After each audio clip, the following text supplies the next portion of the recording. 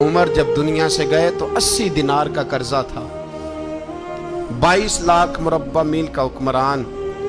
और अपने बेटे से कहने लगे, बेटे कोशिश करना तेरे खानदान वाले मिल के मेरा कर्जा उतार दे, मेरी कब्र पे बोझ ना रहे।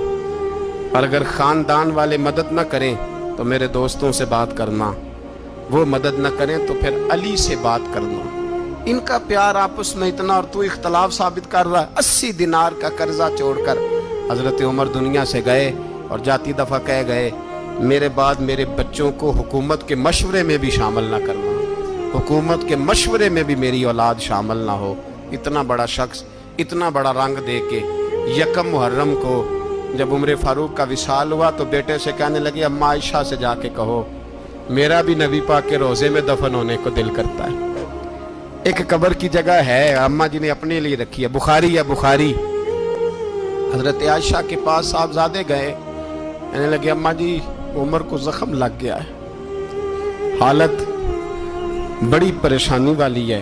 वो कहते हैं अगर अम्मा इजाज़त दे।